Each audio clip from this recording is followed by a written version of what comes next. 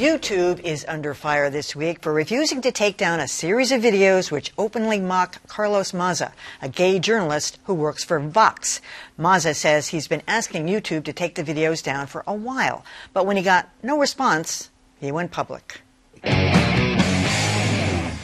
If you are unfamiliar with Steve Crowder, the right-wing host of a YouTube show, imagine a cross between a crankier Glenn Beck and a crasser Sean Hannity.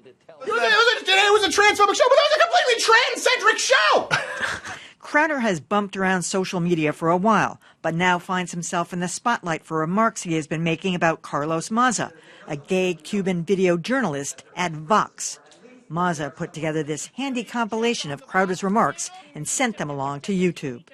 He just sachets across without, the gay Vox sprite is wrong! Now he could be a tranny, Your Honor! YouTube at first refused to do anything. Then this week said they would demonetize Crowder's videos, so he couldn't make money off them. Still, that wasn't enough for Maza. YouTube is essentially saying that the price for participating in political discussions on YouTube is that you have to be willing to accept people criticizing you for being gay and for being Hispanic. YouTube says unless a user incites violence or releases someone's personal information, it won't censor the material, explaining, opinions can be deeply offensive, but if they don't violate our policies, they'll remain on our site. That's an insane policy, because it essentially means that the only way you can get kicked off YouTube is if you give my address and instruct millions of people to harass me. Meanwhile, Crowder, with 4 million subscribers, has plenty of defenders and claims he is the one being bullied. So if you do jokes that are offensive, they can completely remove your ability to make a living. And at least one internet culture writer agrees. The Stranger's Katie Herzog says Crowder is a comic, just doing what he does. Very funny.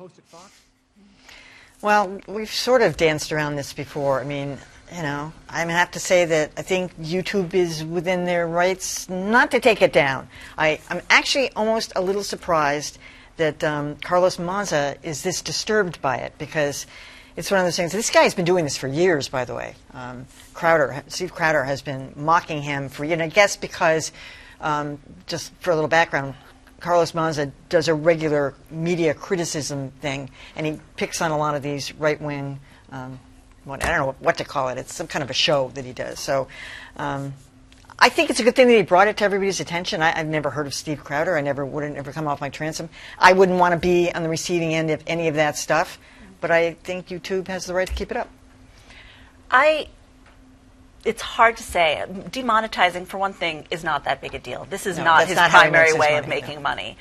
And it's important to note that he's not being penalized for his conservative views. He's being penalized for his homophobic and racially motivated comments about a specific person. I think this has a tendency to get blown up into they're censoring conservatives. I'm surprised that a lot of actual conservatives consider this guy on their team. He doesn't seem to really represent true conservatism to me.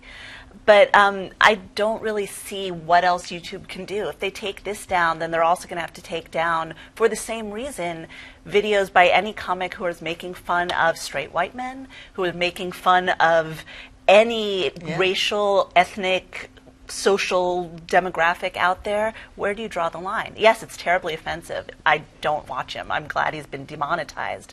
But I'm not sure that they could really apply a filter to take him down without opening a huge can of worms.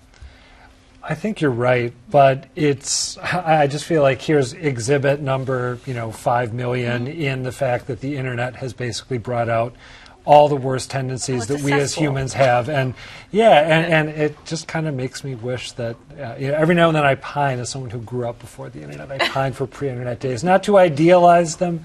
There were a lot of things wrong back in the day, but some of the stuff that gets activated here, it's just sort of like, I watch those Crowder jokes, and I just don't get why anyone would think that they were funny. But he's got, 800,000 followers? He's got 4 million or something like that. Well, the Kardashians have a lot more, and they do it without insulting people. Right. Wow. Anybody think that they should take it down? Accept our I guess what I was surprised about in this case is that after all of these incidences that we've had over however many years now that YouTube has been around, that YouTube can't get it right, right? We're going to do this. No, actually, we're not going to do that. We're going to do this. you have to figure out, here's a template, here are the rules, we're going to stick by the rules, we're not going to go back and forth. When they go back and forth, then it sort of muddies this whole discussion, right? But from the standpoint of, I've always been a defender of free speech. People can say what they want as long as they're not inciting any kind of violence. It may be ugly, it may be offensive, I may hate it, I may not pay attention to it. But you're right. You start messing with something that you don't like, then someone will start messing with something that you do. Well, you're talking about a service that takes down nudity and copyright violations. So it's not like YouTube starts out as this great conservator of free speech. I feel like we're here every week when we have this discussion. And the thing that I always come back to is we're thinking that social media ought to be treated differently from the open internet. Because if this Crowder character simply did this on his website, he might amass a huge audience on his website. And there, free speech protections really do come into play. There's nothing that we could or should do about that. But we are hung up on the idea that social media should be treated differently. Maybe it should, but then we're hung up on another idea that it really makes a difference. And I don't know that it does make a difference, because people are going to find this stuff anyway. In fact, if you got rid of social media, we would probably go back to where we were at one time, which is that people were seeking out this stuff on the web and bookmarking it and going there on a daily basis.